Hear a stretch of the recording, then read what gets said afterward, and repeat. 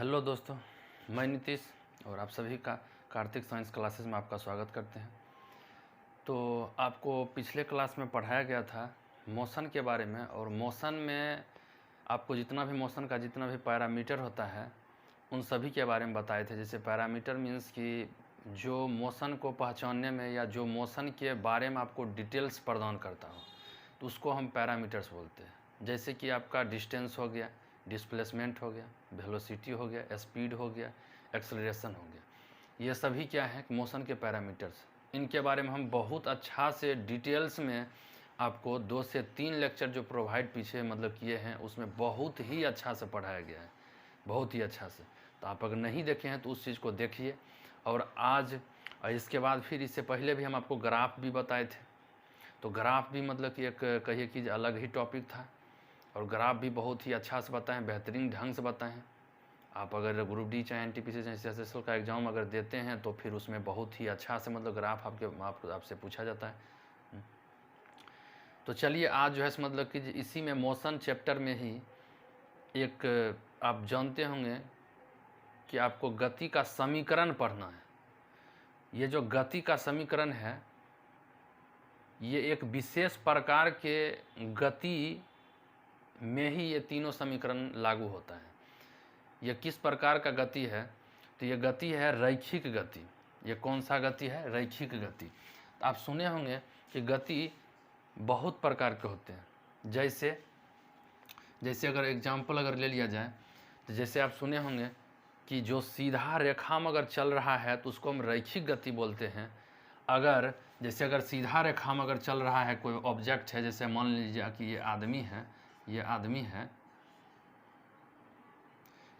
अगर जैसे ए पॉइंट से यहाँ अगर बी पॉइंट पर अगर आता है और ये आदमी अगर पहुँच जाता है यहाँ पर, ये आदमी अगर यहाँ पहुँच जाता है तो फिर आप देख रहे हैं कि ये सीधा पथ पर चल रहा है, ये सीधा पथ पर चल रहा है। तो इसको हम क्या कहेंगे? इसको कहेंगे रैखिक गति। इसको हम कहेंगे रैखिक गति। फिर अगर दूसरा देखिएगा मोशन के प्रकार में, तो एक होता है इस प्रकार से टेढ़ा मेढ़ा, अगर कि इस प्रकार से अगर हो कर्व्ड सरफेस में वक्र, इसको क्या बोलते हैं? वक्र गति। वक्र गति होता है। फिर इसके बाद आपको पूरा अगर कोई सर्कुलर पाथ पर अगर चलते हुए दिखाई अगर दे रहा है, जैसे मान चलिए कि जो कोई आदमी है यहाँ से चलना प्रारंभ किया और यहाँ इसी प्रकार से अगर सर्कुलर पाथ पर अगर चक्कर लगा रहा है तो उसको हम कहेंगे कि वह सर्कुलर मोशन गति कर रहा है। इसका वह वृत्तीय गति कर रहा है, वृत्तीय गति।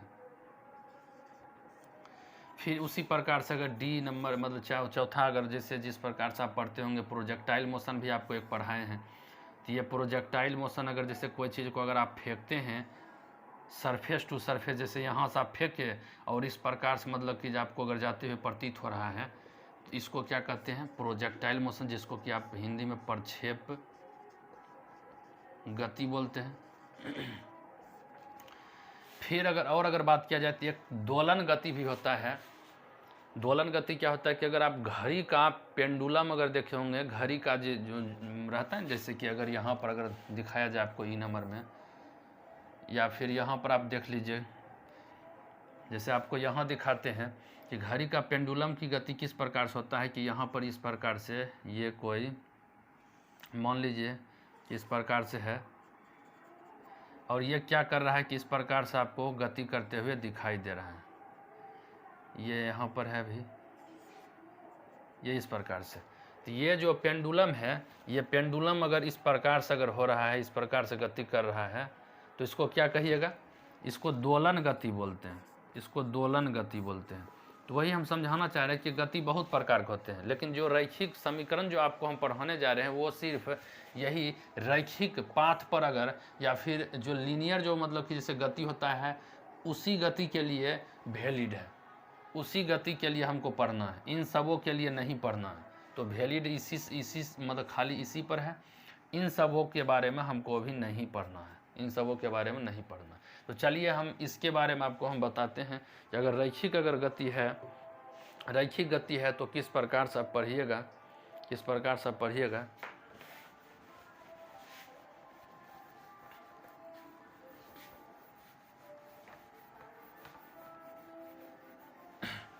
तो आप भी जानते होंगे कि गति का 3 रैखिक समीकरण होता है। गति का 3 रैखिक समीकरण होता है। कौन कौन? तो पहला होता है v बराबर u plus A T. v बराबर u plus A T. v क्या है, u क्या है, a क्या है, t क्या है, आपको ऐसे मालूम होना चाहिए, लेकिन नहीं मालूम है तो इसको हम लिख देंगे नीचे। दूसरा आप पढ़े होंगे कि v स्क्वायर बराबर u स्क्वायर प्लस 2as, ये पढ़े होंगे।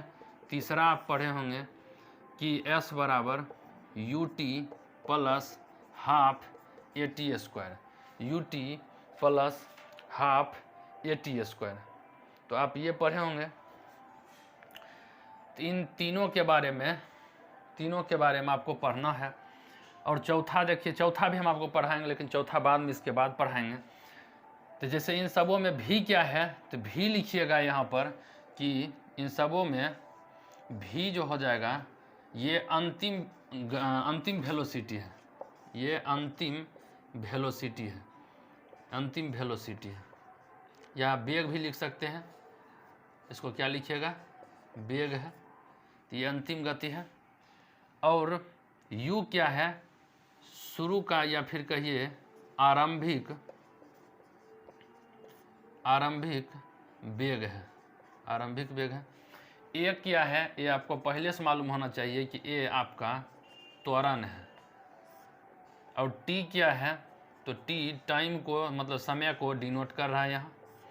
s क्या है, s आपका डिस्प्लेसमेंट, जिसको क्या विस्थापन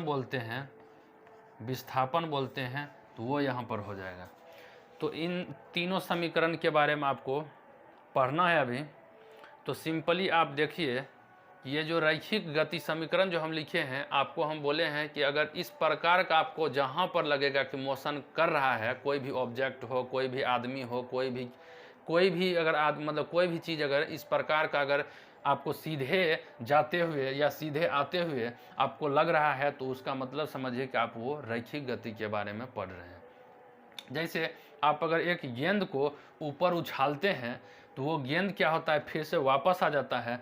आप उसके गति के पाथ को केवल देखिएगा, तो क्या हो रहा है कि गति का पाथ आपको सीधा दिखाई पड़ेगा, कि सीधा पाथ पर गया है वो वस्तु और फिर सीधा ही वापस आ गया। ऐसा थोड़े है कि आप टेढ़ा मेढ़ा मतलब कि जैसे जो उसको आते हुए देखिएगा ऐसे करके घूमते हुए, चाहे कुछ और होते हुए, नहीं, वो सीधा पाथ पर जैसे गया है वैसे ही वापस आ जाएगा। जैसे मेरा कहने का मतलब है कि अगर आप किसी भी चीज़ को, जैसे यहाँ पर मान चलिए ग्राउंड है, और इस ग्राउंड पर कोई ऑब्जेक्ट है और इसको आप क्या किए कि कोई u वेलोसिटी से फेंके हैं, तो यहाँ पर देखिए ये जो सीधा पाथ है, ये मान चलिए कि कुछ दूर जा कर के ऊपर ये रुक जाता है, तो यहाँ पर क्या हो जाएगा, v बराबर इसका अंतिम वेलोसिटी v बराबर क्या हो जाएगा, 0 हो जाएगा। यहाँ पर क्या होता है, v बराबर 0 हो जाता है। तो आप क्या देख रहे हैं कि ये पाथ जो है आपको सीधा दिखाई पड़ रहा है। तो इसीलिए हम क्या कहेंगे इसको कि रैखिक गति, जो ये ऑब्जेक्ट जो है किस प्रकार का गति शो कर रहा है, तो यहाँ पर रैखिक गति शो कर रहा है। और इसी रैखिक गति के लिए आपको पढ़ना है कि अगर मान चलिए कि आपको हम u बता दिए कि u शुरुआती इसका वेग इतना है और टाइम इसका इतना है, और फिर आपको एक्सेलरेशन भी अगर हम बता दें कि एक्सेलरेशन भी दे दें, तो आपसे अगर पूछेंगे कि अंतिम वेलोसिटी क्या है, तो आप किस फॉर्मूला को लगाइएगा, इस फॉर्मूला को लगाइएगा कि v अगर अंतिम वेलोसिटी अगर निकालना, जैसे आपको u अगर दे दिए, एक्सेलरेशन भी दे दिए, टाइम भी अगर दे दिए, तो आप क्या कीजिएगा, इस फॉर्मूला को लगाइएगा, उसी प्रकार से अगर आपको u शुरुआती वेलोसिटी दे दिया जाए और आपको डिस्प्लेसमेंट दे दिया जाए और एक्सेलरेशन अगर दे दिया जाए, तो फिर आप क्या कीजिएगा, दूसरा समीकरण को लगाइएगा। फिर अगर उसी प्रकार से आपको शुरुआती वेलोसिटी दे दिया जाए, यहाँ पर देखिए इसको आप टाइम लिखिएगा। ये जो है ना प्लस का साइन आपको भले ही अच्छा से मतलब जैसे लग रहा होगा दोनों सेम ही है, लेकिन ये टाइम है, इसको t बनाइए।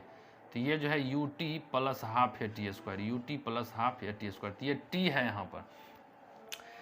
तो क्या है, तो देखिए अगर आपको अगर जैसे डिस्प्लेसमेंट भी पूछा जाता है कि बताइए कि टी टाइम पर अगर आपका शुरुआती वेलोसिटी अगर इतना है, जैसे शुरुआती वेलोसिटी यहाँ हम दे देंगे, और आपको पूछेंगे कि टी टाइम बाद बताइए कि वह कितना दूरी या कितना विस्थापन कर चुका है, तो इस फॉर्मूला को लगाइएगा। अगर आपको अगर विस्थापन निकालना हो तो इस फॉर्मूला को आप लगाइएगा। तो देखते हैं इसके बारे में कुछ जैसे एग्जाम्पल को हम ले करके कि इसको किस प्रकार से मतलब और इसको बेहतर ढंग से समझा जाए। तो आपको इसी पर चर्चा जैसे चलाना है। जैसे देखिए कि आपको अगर ये इसी केस में आपको हम एक गेंद को उछालते हैं और इसका अगर इनिशियल वेलोसिटी आपको हम 10 मीटर पर सेकेंड दे दें, 10 मीटर पर सेकेंड दे दें, और आपको हम टाइम दे दें कि टी बराबर 5 सेकेंड, टी बराबर 5 सेकेंड, टी बराबर 5 सेकेंड में आपको बताना है कि इसका अंतिम वेलोसिटी क्या होगा। आप कहिएगा, अगर किसी वस्तु को देखिए अगर ऊपर अगर फेंक रहे हैं तो आप कहिएगा कि सर एक्सेलरेशन तो आप दिए नहीं। आप भी जानते हैं कि इस पर जो काम जो करता है, कौन सा एक्सेलरेशन कम करता है या कौन सा फोर्स कम करता है। देखिए एक्सेलरेशन जो आता है फोर्स के कारण से आता है। एक्सेलरेशन किसके कारण से आता है? फोर्स के कारण से आता है। और आपका फोर्स जो है, इस केस में फोर्स कौन लगा रहा है? अगर आप किसी भी ऑब्जेक्ट को अगर ऊपर अगर फेंकते हैं तो उसमें आप ऑब्जेक्ट पर किसी भी आदमी को उस पर फोर्स लगाते हुए आप नहीं देखे होंगे। उस पर ऑटोमेटिक है, अदृश्य एक बल कार्य करता है जिसको आप देख नहीं सकते हैं। उस बल का नाम है गुरुत्वाकर्षण बल, जो कि पृथ्वी के द्वारा लगाया जाता है, और उसको हम गुरुत्वीय फोर्स भी कहते हैं या गुरुत्वीय बल भी कहते हैं, जो पृथ्वी के द्वारा लगाया जाता है। अगर वहाँ पर अगर आप बोल रहे हैं पृथ्वी के द्वारा गुरुत्वीय बल बोल रहे हैं, तो वहाँ एक एक्सेलरेशन जनरेट होता है। जहाँ पर बल होगा वहाँ पर एक्सेलरेशन जरूर होगा। जहाँ पर बल का प्रयोग किया गया होगा वहाँ पर एक्सेलरेशन जरूर होगा। तो एक्सेलरेशन देखिए कि यहाँ क्या हो जाएगा, तो आप भी जानते हैं कि यहाँ पर एक्सेलरेशन को हम जी से डिनोट करेंगे। देखिए ये भी एक प्रकार का लीनियर मतलब कि गति ही है। आपको हम क्या बोले हैं कि लीनियर गति कहने का मतलब है कि जो एक सीधा पाथ पर कोई अगर ऑब्जेक्ट अगर ट्रेवल कर रहा हो, अगर जा रहा हो, तो उसको कहिएगा रैखिक गति। आप अगर जैसे कि आप इस प्रकार से देख सकते हैं कि ये भी गति क्या था? रैखिक गति था। आप किसी बाइक को चलाते हैं, आपका कार चलता है, रेलगाड़ी चलता है, कुछ और अगर आप जैसे कि परिवहन का जो भी साधन ले लीजिए, वो सभी जो चलता है इसी प्रकार का गति अगर कर रहा है, तो आप कहिएगा जैसे सीधा पाथ पर केवल जा रहा है, टेढ़ा मेढ़ा पाथ पर नहीं। टेढ़ा मेढ़ा पाथ पर कहिएगा तो फिर दूसरा हो जाएगा। जैसे रास्ता देखिए आपका इस प्रकार का भी रास्ता होता है। अगर ए से बी तक अगर जैसे अगर मान लीजिए यहाँ ए मान लेते हैं, यहाँ बी मान लेते हैं, ए से बी पर अगर जाना है तो आपको बहुत सारा पाथ मिलेगा कि कर्व भी पाथ मिल जाएगा। लेकिन इसके बारे में हमको चर्चा नहीं करना। अभी तुरंत आपको हम लिख करके बताए थे ना कि गति तो बहुत प्रकार का होता है, लेकिन आपको सिर्फ और सिर्फ इसी के बारे में ध्यान में रखना है, जो रैखिक गति है। तो देखिए, तो ये भी क्या है कि अगर आप किसी ऊपर में अगर कोई वस्तु को फेंकते हैं तो वह भी एक प्रकार का रैखिक गति ही शो करता है। इसीलिए यहाँ पर हम इसको पढ़ रहे हैं। लेकिन थोड़ा सा आपको धैर्य बना करके, पेशेंस रख करके यह यहाँ पर थोड़ा सा मालूम करना होगा कि यहाँ पर एक्सेलरेशन कितना है। एक्सेलरेशन आपको यहाँ लिख करके नहीं देगा, दो चीज़ ही बताएगा कि u बराबर जैसे कि आपको मतलब दे देगा जो शुरू का वेलोसिटी है वो दे देगा कि आप 10 मीटर पर सेकेंड से फेंके हैं। इसके बाद आपको टाइम दे दिया जाए और पूछा जाए कि वेलोसिटी क्या होगा, वेलोसिटी क्या हो जाएगा। अगर पूरा जैसे ऊपर अगर मैक्सिमम हाइट पर अगर चला जाए तब तो वेलोसिटी वहाँ 0 हो जाएगा। लेकिन t बराबर 5 सेकेंड, हमको क्या पता है कि जैसे यह मैक्सिमम जो मतलब कि जो ऊपर मतलब हाइट है, मैक्सिमम हाइट कितना सेकेंड के बाद पहुँचेगा, हमको उससे कोई मतलब नहीं। टाइम देखना है कि टाइम हमसे कितना बोला है, 5 सेकेंड के बाद हमसे पूछ रहा है वेलोसिटी। तो 5 सेकेंड के बाद वेलोसिटी अगर पूछ रहा है तो वेलोसिटी पूछ रहा है ना, तो लास्ट का वेलोसिटी क्या है, इसी समीकरण से आप निकालिएगा कि लास्ट का वेलोसिटी, शुरू का वेलोसिटी दिया हुआ है, एक्सेलरेशन दिया है, और फिर टाइम मतलब कि भी आपको दिया हुआ है। तो आप किस गति मतलब किस गति के समीकरण से निकालिएगा, तो इसी से आप निकालिएगा। यहाँ कैसे निकालिएगा, v बराबर रखिएगा। जैसे इसी को अगर निकालिएगा तो v बराबर क्या रख, v बराबर तो आपको निकालना है u कितना दिया, 10 मीटर पर सेकेंड दिया है। अगर एक अगर बात किया जाए तो देखिए आपको भी बोले थे कि कहाँ पर निगेटिव लेना है एक्सेलरेशन को और कहाँ पर पॉजिटिव लेना है। अगर वेलोसिटी में आप देख रहे हैं कि डिक्रीजमेंट हो रहा है, वेलोसिटी पहले ज़्यादा था और अंत में आपको लग रहा है कि वेलोसिटी में कमी आ रहा है या कमी अगर हो गया है, तो आप वहाँ पर एक्सेलरेशन को निगेटिव लीजिएगा। तो आप अगर किसी भी वस्तु को ऊपर फेंकते हैं तो जैसे आप देखते हैं कि शुरू में जैसे मतलब ऊपर फेंके तो आप उस टाइम देखिएगा कि उसका वेलोसिटी बहुत ज़्यादा होता है, या कहिए कि जो वेलोसिटी से आप फेंके कुछ न कुछ उसका वेलोसिटी रहता होगा। लेकिन आप देखते होंगे कि हाइट जैसे जैसे ऊपर जाता है वस्तु, तो उसका वेलोसिटी या उसका कहिए स्पीड क्या होते जाता है, कमते जाता है। तभी तो मतलब कि एक समय ऐसा आता है कि स्पीड जीरो हो जाता है। जहाँ पर स्पीड जीरो हो जाएगा वहाँ पर क्या हो जाएगा, वस्तु रुक जाएगा। तो आप क्या देख रहे हैं कि फाइनल में वेलोसिटी का मान जीरो हो जा रहा है या फिर घटते जा रहा है। तो घटते जा रहा है किस केस में घटेगा, जब एक्सेलरेशन निगेटिव होगा। तो यहाँ पर आपको क्या करना है, एक्सेलरेशन को निगेटिव लेना है, तो निगेटिव यहाँ पर लेना है एक्सेलरेशन को। और ए का मान कितना हम आपको बताए हैं, ए का मान बोले थे जी याद रखिए, जी का मान कितना होता है 9.8 होता है, 9.8 मीटर पर सेकेंड स्क्वायर होता है, पर सेकेंड स्क्वायर। लेकिन लगभग में 9.8 को आप 10 मान सकते हैं। यहाँ पर क्या लिखिएगा, 10 माइनस 10 इंटू में टी का मान क्या है, टी का मान हम आपको 5 सेकेंड दिए हैं, तो टी का मान 5 सेकेंड दीजिएगा यहाँ पर। तो क्या हो जाएगा 10 माइनस में 10 × 50, और यहाँ अगर मतलब कीजिएगा तो यहाँ निगेटिव देखिए वैल्यू आ रहा है, 10 में से 50 घटाइएगा तो 40, माइनस में 40 आ जाएगा, माइनस में 40। ये -40 क्या शो कर रहा है, ये -40 क्या शो कर रहा है, वेलोसिटी देखिए यहाँ पर है। चाल रहता तो इससे संभव नहीं था, लेकिन वेलोसिटी है, वेलोसिटी का मतलब वेग होता है, वेग निगेटिव हो सकता है। और यह क्या शो कर रहा है, शो यही कर रहा है कि जैसे देखिए u हम यहाँ पर 10 मीटर पर सेकेंड दिए थे आपको, और एक्सेलरेशन क्या था, एक्सेलरेशन हम लगभग में 10 मीटर पर सेकेंड माने हैं। तो एक्सेलरेशन होता क्या है, एक्सेलरेशन होता है कि पर यूनिट टाइम में, मतलब कि पर सेकेंड, मतलब एक सेकेंड में वह वेलोसिटी में कितना चेंज कर रहा है, कितना चेंज कर रहा है। तो यहाँ आप क्या देख रहे हैं, जी बराबर 10 मीटर पर सेकेंड स्क्वायर हम बोले हैं लेने के लिए, तो यहाँ पर आप देख रहे हैं एक सेकेंड में 10 मीटर पर सेकेंड जो है ना वेलोसिटी कम कर दे रहा है, कम कर दे रहा है। तो यहाँ बताइए 10 मीटर पर सेकेंड है ही, और एक सेकेंड के बाद क्या हो जाएगा कि इसका वेलोसिटी जीरो हो जाएगा। 10 अगर 10 कम होगा, 10 है और 10 अगर इसमें और घटाइएगा एक्सेलरेशन के कारण से, तो यहाँ क्या हो जाएगा, वेलोसिटी यहाँ जीरो हो जाएगा। इस पॉइंट पर क्या हो जाएगा, वेलोसिटी जीरो हो जाएगा, जीरो हो जाएगा वेलोसिटी। यहाँ v1 मान लीजिए जीरो हो गया। अब फिर क्या होगा, जहाँ पर वेलोसिटी जीरो हो जाएगा वहाँ से वस्तु फिर क्या करेगा, वापस आना शुरू कर देगा, वापस आना इस डायरेक्शन में शुरू कर देगा। अब इस पर जो है देखिए कि वेलोसिटी जो है, इस पर क्या हो रहा है कि वेलोसिटी जो है अब फिर धीरे धीरे बढ़ते जा रहा है, क्योंकि वेलोसिटी के डायरेक्शन में, चाहे कहिए कि एक्सेलरेशन के डायरेक्शन में ही इसका वेग बढ़ रहा है। डायरेक्शन जिस प्रकार से नीचे मतलब कि देखिएगा एक्सेलरेशन लग रहा है, तो उसी के डायरेक्शन में अगर वेलोसिटी का मान भी बढ़ रहा है, तो यहाँ से क्या होगा, फिर यह वापस आ जाएगा।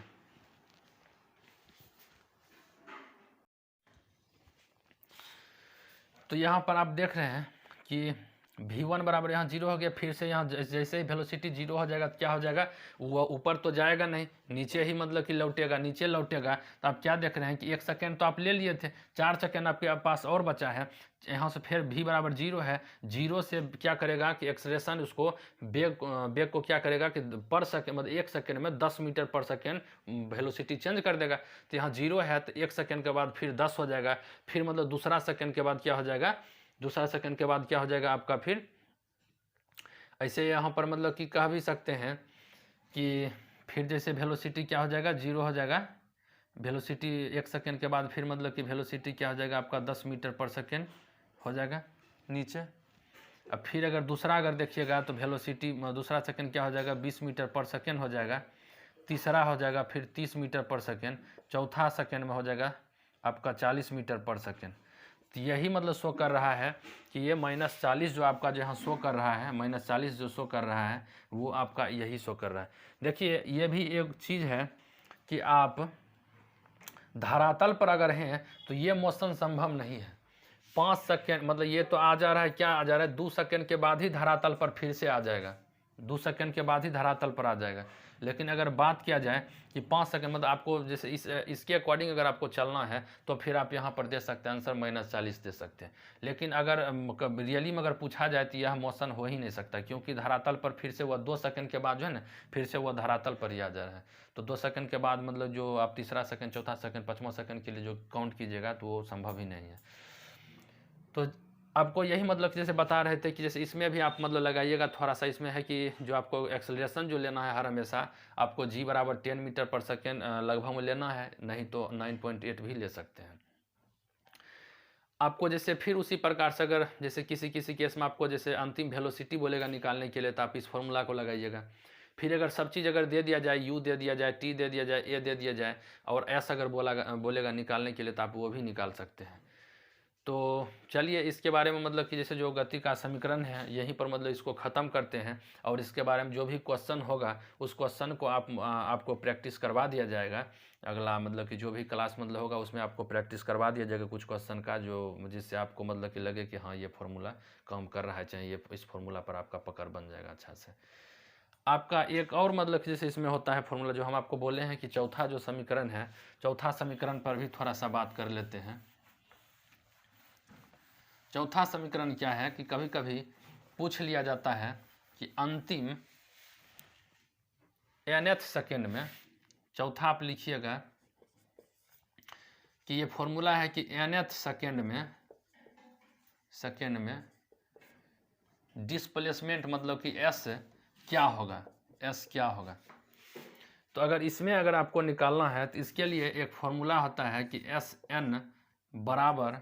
Sn बराबर होता है, Sn बराबर होता है आपका, Sn बराबर क्या होता है कि आपका Sn बराबर होता है UN या फिर U इनिशियल प्लस में हाफ इंटू A इंटू में 2n-1 होता है, 2n-1 होता है, 2n-1 होता है। तो इस फार्मूला को भी याद रखिएगा, और इस फार्मूला पर भी हम आपको आगे मतलब कि बताएंगे, तो इतना तक आप याद रखिएगा इसको। तब तक के लिए मतलब यहीं पर इसको रोकते हैं, लाइट भी मतलब चला गया है इसीलिए इसको रोकना पड़ रहा है, नहीं तो आगे मतलब कि आपका क्लास और कंटिन्यू मतलब करते हैं। तो तब तक के लिए मतलब थैंक्स, और लाइक सब्सक्राइब कर दीजिएगा अगर आपको अगर अच्छा लगा हो वीडियो। तब तक के लिए ठीक है, रहने देते हैं।